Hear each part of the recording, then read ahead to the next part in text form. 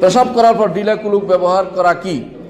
আমি পেশাব করার পর যদি উঠে পড়ি, পানি খরচ করে, তারপর 2 ফোঁটা প্রস্রাব পড়ে, তাহলে আমার কাপড় পাক থাকবে কি? হ্যাঁ, সুন্দর কথা প্রশ্ন। আমি মনে রাখবেন যে ডিলা কুলুক হচ্ছে বিকল্প বুঝছেন কিনা? পানি থাকলে আর ডিলা কুলুকের দরকার নেই, কিন্তু যদি পানি না থাকে ডিলা কুলুক অবশ্যই লাগবে। পরিচ্ছন্ন হতেই হবে আপনাকে, মূল উদ্দেশ্য হচ্ছে পরিচ্ছন্ন হওয়া।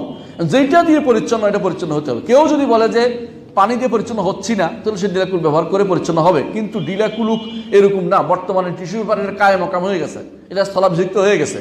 এই জন্য এই টিস্যু পেপার এগুলি কোনো কাজেই লাগে না, এটা এই কাজেই লাগে, আবার এটা রিজলভ হয়ে যায়। বর্তমান যে সমস্ত বাথরুম আছে এগুলি যদি কোনো ডিলা কুলুক ব্যবহার করেন, কয়েকদিন পরে বন্ধ হয়ে যাবে, এরপর আপনার বিরাট ক্ষতি হয়ে দাঁড়াবে। এই জন্য আপনার উচিত হবে যেটা আছে ওগুলো ব্যবহার করা। এইটা হচ্ছে ওই ব্যক্তি, যে ব্যক্তি পরিচ্ছন্ন হতে পারছে না দেখে ব্যবহার হচ্ছে। আর যে পরিচ্ছন্ন হওয়াটা মূল উদ্দেশ্য, পানি দিয়ে পরিচ্ছন্ন হলে আর বাড়তি কিছু দরকার নেই, এটা হচ্ছে মূল। কারণ পানি দিয়ে পরিচ্ছন্ন হওয়াটাকেই প্রশংসা করা হয়েছে, ফিহি রিজালুন ইউহিব্বুনা আন ইয়াতাতাহহারু, যে তারা পানি দিয়ে পরিচ্ছন্ন হতো, যারা কোবাহ মসজিদে থাকতো তারা ডিলা কুলুক দুইটা ব্যবহার করে পরিচ্ছন্ন হতে। হাদিসটা শুদ্ধ না, বরং তারা শুদ্ধ হয়ে তারা পানি দিয়ে ব্যবহার করতো। এই জন্য পানি ব্যবহার করে বিশুদ্ধ হওয়াটাই শুদ্ধ। এর মধ্যে আপনি যদি কোনো টিস্যু পেপার ব্যবহার করে পানি ব্যবহার করেন, আপনার জন্য এটা ভালো লাগে, স্বাচ্ছন্দ্য বোধ হয়, এটা আপনি করতে পারেন। এটা একটা অতিরিক্ত সওয়াব নাই। যারা মনে করে ডিলা কুলুকের ওজন অনুসারে নেকির পাল্লা বাড়ি হবে, এগুলো মিথ্যা কথা, এগুলোর সাথে কোনো শরীয়তের কোনো সম্পর্ক নাই, এগুলো মিথ্যা বানোয়াট কথা।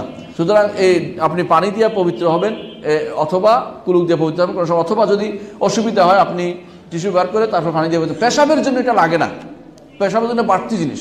পায়খানার জন্য অত কারো গন্ধ বাঁচার জন্য সে ব্যবহার করলো, কিন্তু পেশাবের জন্য এটা কুলুক অতিরিক্ত ব্যবহার করা একটা বাড়তি জিনিস। মনে রাখবেন, মনে করে কেউ যে হয়তো 2 ফোঁটা 3 ফোঁটা পড়তে পারে, অথবা সন্দেহ লাগে, এগুলো শয়তানের কারসাজি।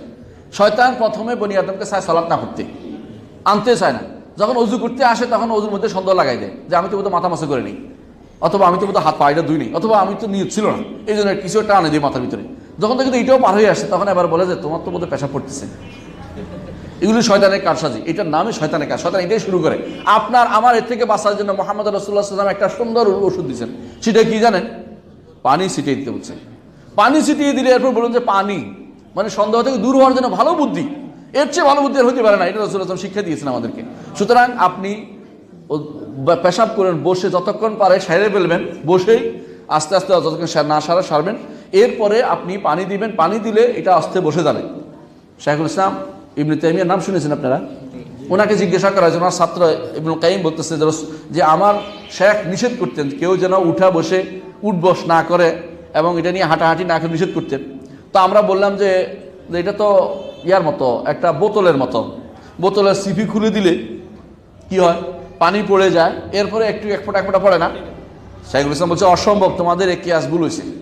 এটা সিপির মতো না, এটা বোতলের মতো না, এটা হচ্ছে মায়ের দুধের স্তনের মতো। মায়ের দুধ খাওয়ানোর পরে বাচ্চাকে প্রথমে ফিনকি দিয়ে শুরু দেখছেন না, পরে যখন খাওয়া শেষ হয়ে যায় তখন আর আসে না। আর যে আসে মা যদি এরপরে একটু ডলে দেয়, এর কিন্তু আর একটু বেরোচ্ছে না।